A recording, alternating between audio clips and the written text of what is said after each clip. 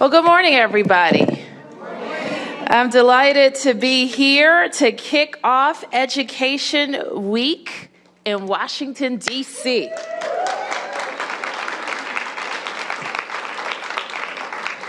It's also my pleasure to be here at the D.C. Bilingual Public Charter School, and let's give a hand to our boys and girls who are welcoming us. I so appreciate that. And I also want to acknowledge a few of our distinguished guests as well. So before I recognize them, I would like to thank my team and everyone here at DC Bilingual for organizing today's event. And I want to thank your incredible teachers and support staff for their hard work and dedication. So boys and girls, let's say thank you to our teachers.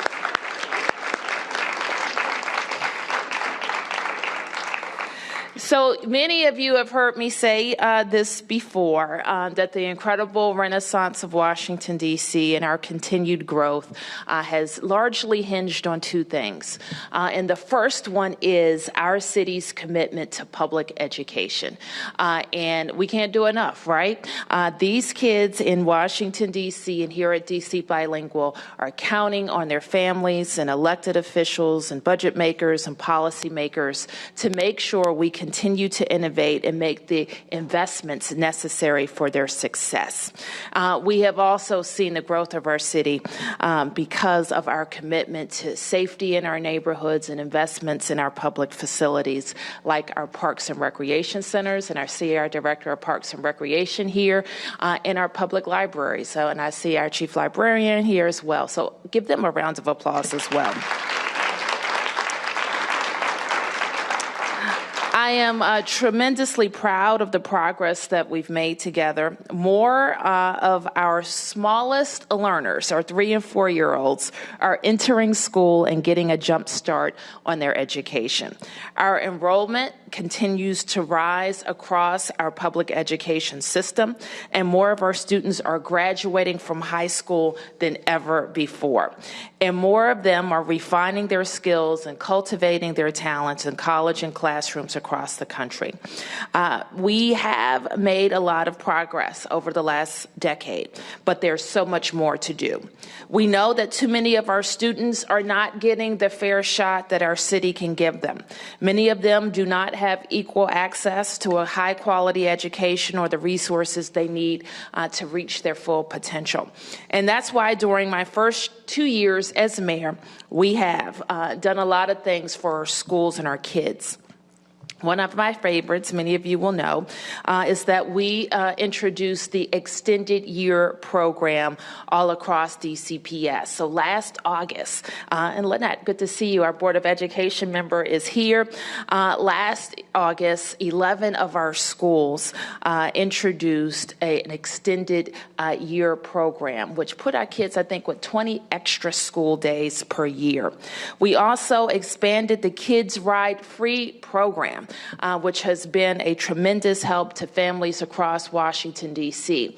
As a member of the council, I introduced Kids Ride Free on the bus. That gave every family a free ride on the Metro bus. Can you imagine? We told our kids and we told our families that they had to pay $30 per month to get to school.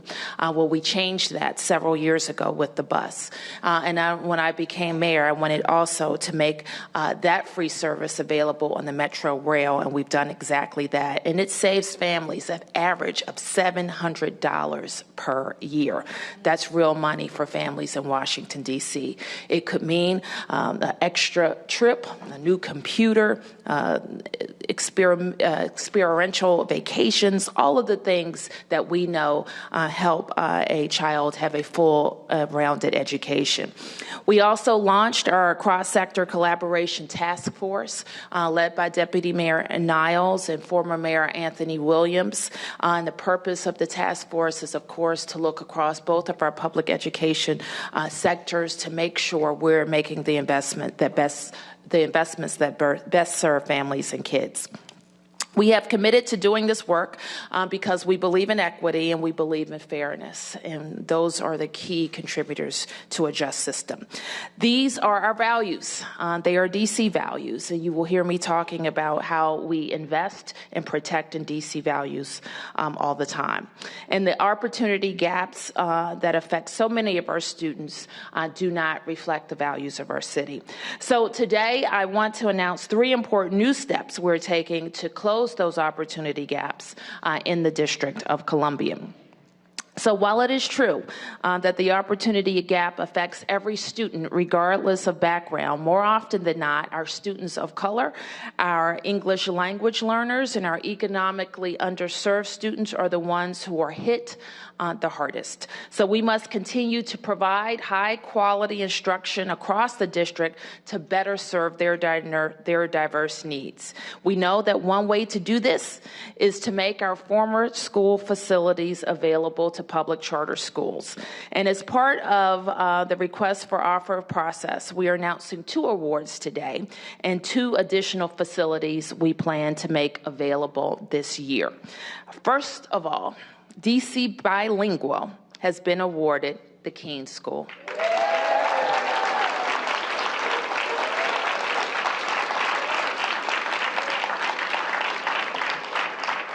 So we can say that this will be your permanent home. We are proud that DC Bilingual can continue to offer its high-quality Tier 1 dual immersion Spanish and English education curriculum. So I know that there is a community meeting scheduled for this evening, 6 p.m. I encourage everyone to learn more about plans to make DC Bilingual your permanent home. Second announcement, we are also awarding the P.R. Harris School in Ward 8 to the Charter Incubator Initiative. So give them a round of applause for this award. This is a partnership between Building Hope and OSSI, and our superintendent of OSSI is right in front of me, and this building at P.R. Harrison, Ward 8, will provide space for 2 public charter schools and continue to provide training space for the Fire and Emergency Medical Service and the University of the District of Columbia. So next month, we will host a community conversation about making 2 additional buildings available for public charter school use. The first one is the Winston Education Campus and the Fletcher Johnson Campus, both in Ward 7. So today we are also marking the launch of the development of our 10-year master facilities plan with the release of a citywide landscape of all of our formerly closed DCPS facilities. And this document will be made available on our education website. But we know that's not just about access to facilities that matters. We know that our charter schools also need the financial resources to ensure all of their students have a high-quality learning environment. That's why I'm pleased to announce that in this year's budget, we will submit to the council. We will include a 2.2% annual increase to the facilities allotment.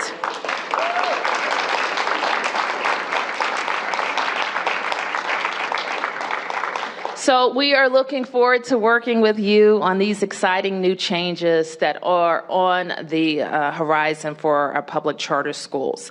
And second, we want to make it easier for every parent to choose a school that best fits their child's needs. So we are opening up charter schools to an opt-in walkability preference, a policy that will continue to make it easier for more of our students to enroll in charter schools that are within walking distance of their homes. To be clear, this would enable a public charter school to offer a preference in admission to a child in an elementary school grade who lives within a half-mile of that school if the child's DCPS-zoned school is more than half a mile away. This optional preference will go into effect next year for the lottery beginning in 2018 school year. Lastly, this week we are unveiling new tools that will provide more transparent and reliable data about our students and our education system as a whole. That's good. Thank you. A couple of those tools, let me just say. A resource on our education website that outlines specific data on student enrollment, our school's academic programs, and student demographics. We will also help district parents better understand how we ensure our students' readiness for kindergarten. OSSI will issue a report on the performance of our city's pre-K programs. And later this week, we will release a feasibility study for the University of the District of Columbia's Community College. This will help us determine the kind of community college options our children need, our graduating seniors need.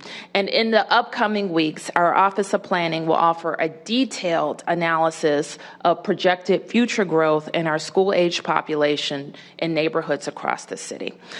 So let me just say, I know I've given you a mouthful, and it's a good thing we have a fantastic public education team to implement all of these changes. And it brings me great pleasure now to introduce our leader, the Deputy Mayor for Education for Washington, D.C., Jennifer Niles.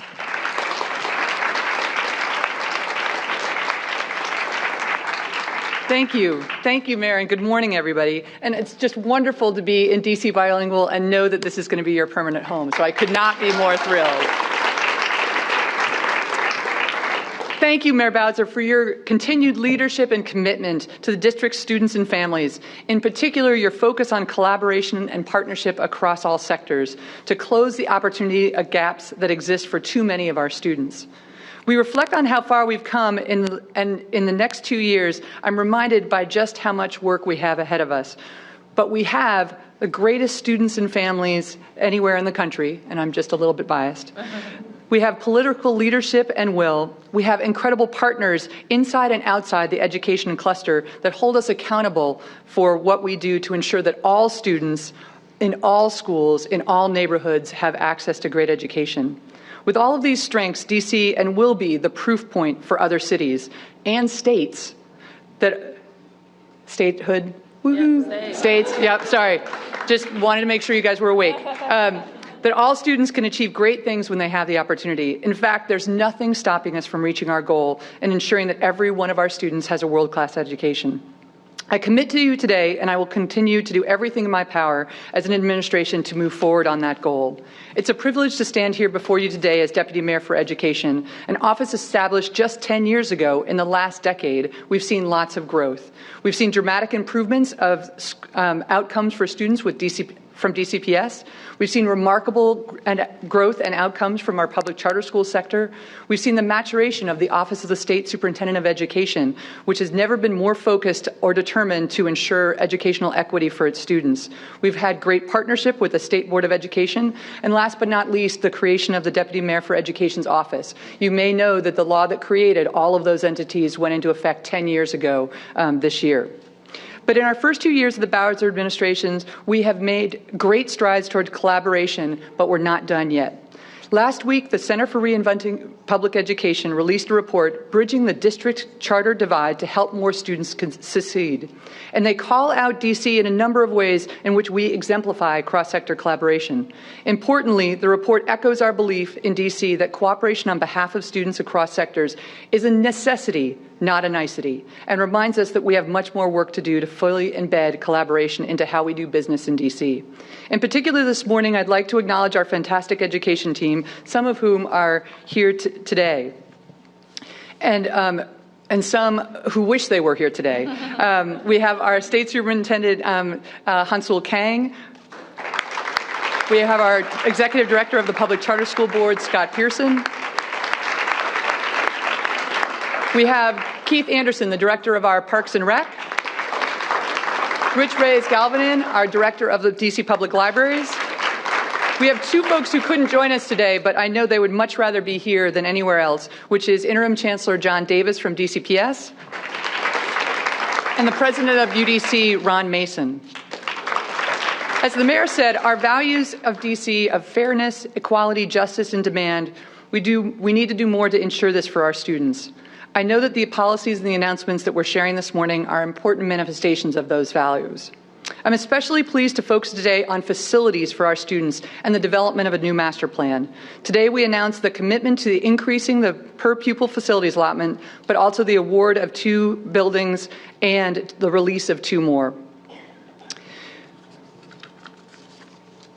In addition to the announcement, I want to make sure that we are taking into consideration the full understanding of our current and future educational needs, and this is what the 10-year master facilities plan will charge us to do. I want to just highlight the things that we're going to focus on. We're going to make sure that the plan articulates how DCPS and public charter schools will coordinate the opening, closing, and locating of school facilities in the future with the help of the Cross-Sector Collaboration Task Force. We need to develop plans for vacant and underutilized DCPS facilities, as well as those that are at or above capacity. We need to prioritize the 35 DCPS schools that have only received a Phase 1 modernization. We need to include public charter schools in addition to DCPS in our analysis as we make recommendations for the future facility needs of our city. And we need to anticipate the educational seats we need in the future based on the data that we're going to be sharing on our DC Deputy Mayor for Education website. I look forward to engaging all of you in the upcoming planning process with many of these and other cross-sector efforts. I want to do 2 quick hellos. First, I want to make sure that we acknowledge our wonderful principal, Daniela, from DC Bilingual. And I'll ask her to say a few words. I'm first going to ask up the Executive Director of the Public Charter School Board, Scott Pearson, and then after that, we'll hear from Daniela. So thank you for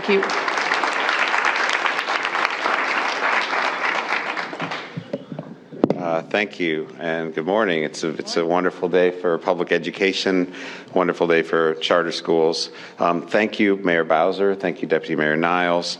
I'd also like to recognize the Public Charter School Board's Board Chair, Darren Woodruff, who's here with us today. First of all, congratulations, DC Bilingual. It is so great to see you. It's so great to see a Tier 1 school have a forever home. As the mayor said, public schools in Washington are getting better. And they're getting better because we have great leadership in this city, great school leaders. Many of them are here.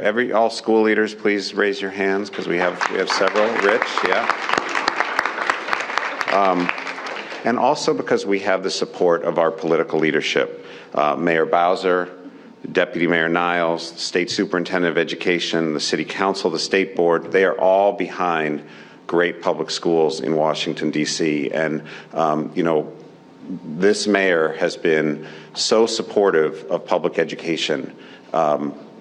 Budgets are hard things. The announcement that she made today about increasing the facilities allowance, that's real money, and that's coming on top of big increases from the number of students who are growing and the percentage increase in the base funding. She is making major commitments to public education every year, so thank you.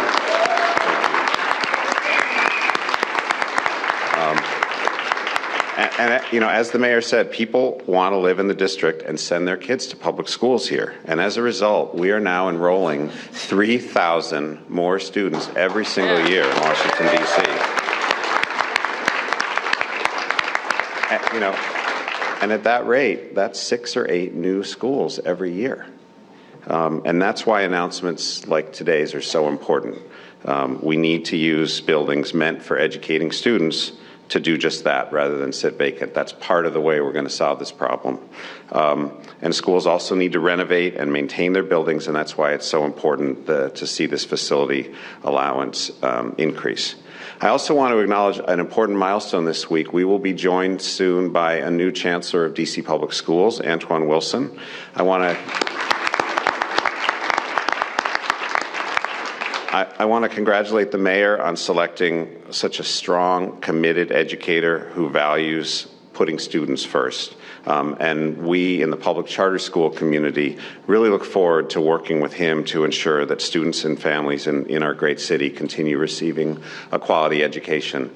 You know, the team, the education team, with the state superintendent, deputy director, myself, other leaders, is as tight and as strong as it's ever been. It's never been this strong, and we really welcome Chancellor Wilson to join that team and continue making progress for students and families.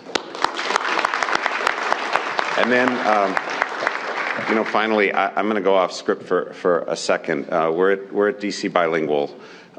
There are a lot of immigrant families in this school. And in the face of the awful and prejudicial anti-immigrant things that we've been seeing coming out of this presidential administration, I just want to thank the mayor for standing strong with immigrant families, declaring D.C. sanctuary city. Thank you.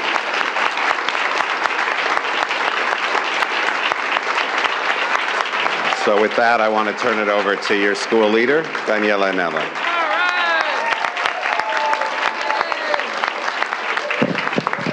Bienvenidos a DC Bilingual. Thank you so much for being here with us today. So for those of you who don't know me, my name is Daniela Anello, and I am head of school here at DC Bilingual. We're incredibly honored to be able to host our mayor and to be able to be the site of this event, and of course even more honored to be the school selected for this incredible award. I just want to tell you a little bit about our school so that you can put it all in perspective. Our school has an incredibly hardworking community of staff and board members and partners and families. Many of them are here in this room right now. As a result of that, our school is among the 10 highest performing elementary charters in the city.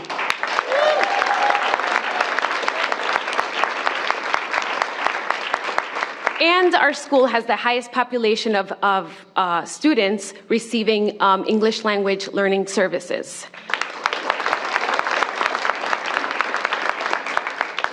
Our school was founded in 2004 with a mission to serve underprivileged students and families from grades pre-K 3 through to grade 5. And to ensure rigorous instruction in Spanish and English for all students, regardless of their home language or their background or any challenges that they may face. And we have been very successful. DC Bilingual students learn leadership skills and values through the school's rigorous curriculum, comprehensive arts program, technology, and athletics programs. We also share a strong focus on respect for all cultures. It is very important to us to educate our students to become leaders. And becoming a leader for us means learning languages, earning respect, acting responsibly, and doing your best. Here is an example of our 5th grade graduating class group of leaders.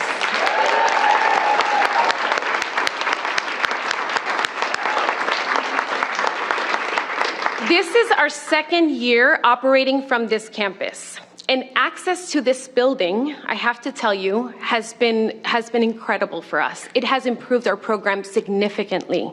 For the first time these past 2 years, we have been able to operate our school having all of our students under the same roof.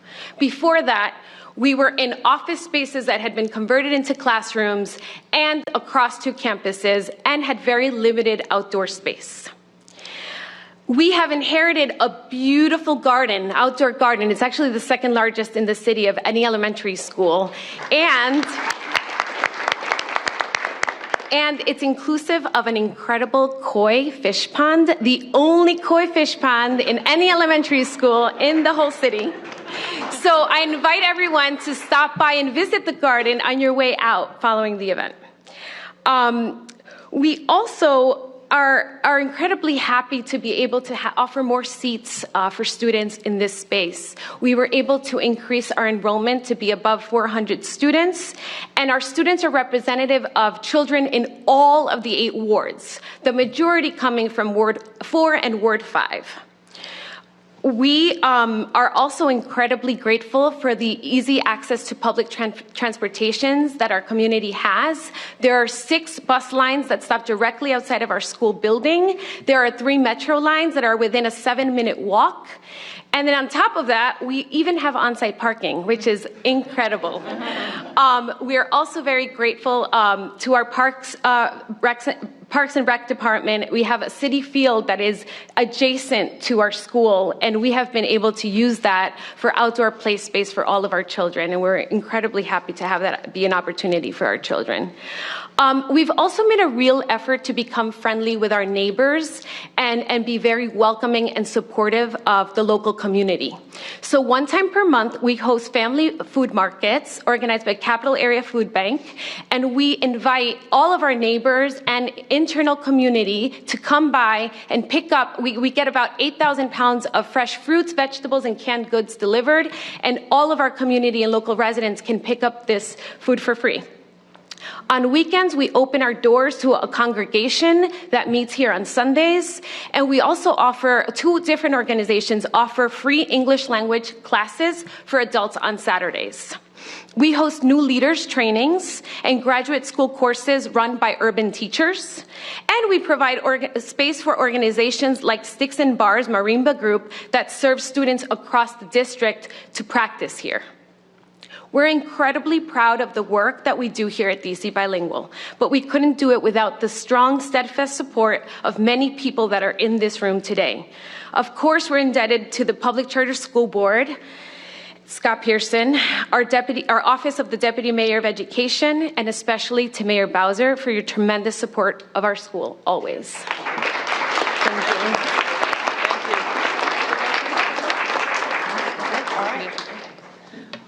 Well, I want to thank Principal Anello. I want to thank all of the students and staff and the boys and girls here at DC Bilingual, the DC and also our DC Public Charter School Board for all of your support. And to the Deputy Mayor, who has planned a fantastic week where all of our government is focused on public education. And that is so important that we don't just focus on it in one week, certainly, but we spend a lot of time talking to the community about what we are doing in our schools. So thank you very much for being here, and I'm happy to take, are we taking questions here? Okay, I'll take a few questions from our guest. Yes, or the media. Well, big difference. It depends. Mayor, Yes, Tom. yes, I have a question. If I know the boys and girls probably have to get back to class, so. I have a short question. You're okay. All right. Well, maybe you can help me answer some of these questions. Yes, Tom. We have permission? Okay, good. I actually have a follow-up question for Mr. Pearson. Sure. If you could come to the microphone, sir. Thank you. And because the mayor may want to comment, too. You spoke of the off-script just a moment ago. What did you mean when you said you'd be standing strong when the Trump issues? Specifically referring to the mayor's reaffirmation of D.C. as a sanctuary city. So let me be clear, and I especially want to thank the school communities who have reached out to us. I think what some people who don't work with children every day don't realize the type of anxiety that they have come to school with. I realized it. I was at another bilingual school probably about a year ago at Oyster Adams, where a little boy, a 3rd grader, asked me some really pointed questions about what I thought about the election. And he was asking me those questions because he thought it could be effect if his family would be able to stay together. And this was a 3rd grader. And that's when my focus on how children were taking in information became very clear. So what it means for us in Washington, D.C. to be a sanctuary city, it simply means that our government is for D.C. residents, and we serve D.C. residents regardless of immigration status. So our police department is not an agent of the federal government. And when the families, regardless of their immigration status, don't need to fear calling 311, 911, or registering their kids in school.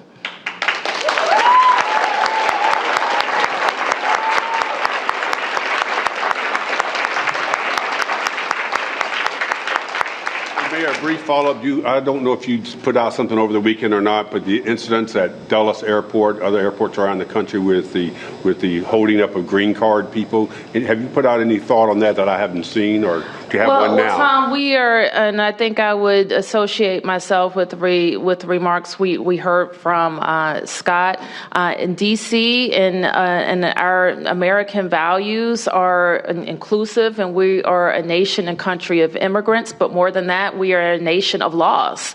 And everybody is subject to the law, including the President of the United States. And so we, of course, the federal government has the responsibility of managing how people come into the country, but they have to do it according to the law. Yes, Martin. So this could be a question for all three of you. 5 years ago, while you were on the council, there was a discussion and a debate over the concept of neighborhood preference. Now, this is a much more limited version of neighborhood preference for charter schools.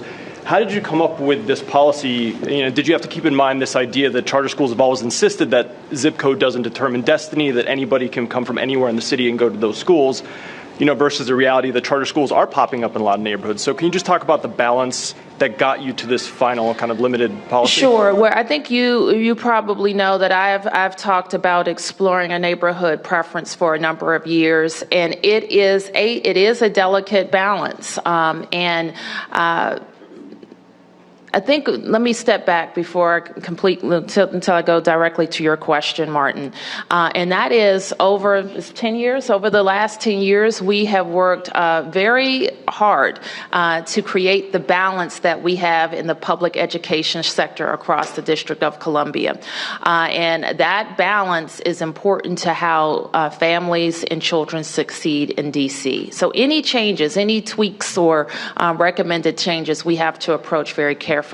So I asked the deputy mayor to look at the questions that we've gotten around the city for parents who want to have the opportunity to go to a school in their neighborhood, regardless of the sector, and also the impacts that these changes could have on this balance. And the deputy mayor looked very carefully at the data, at how people are, the preferences that people list in our lottery process, and also with the partnerships that we can gain with our independent LEAs.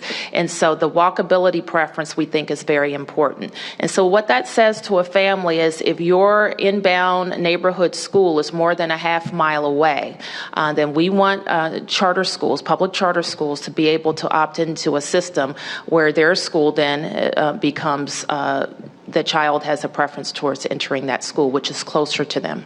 Did you guys get a sense of how many students might be affected by the policy? Sure. Great. Yes. We calculate that there are about 10,000 students in the district that do not live within a half mile of their DC public school, but have a public charter school within a half mile. And so they're up to those 10,000 families, depending on whether the charter schools decide to opt in and adopt this preference. When running, and so we think that that would have a positive impact. Last question on tandem. Is it a preference or are you guaranteed a seat? It's just a preference. It is not guaranteeing a seat. And just to be clear, this would not be in effect for next year's school year. This would go into next year's lottery if it's and take effect the following year, so school year 18-19. Thank you, everybody. Thank you. Have a great education week.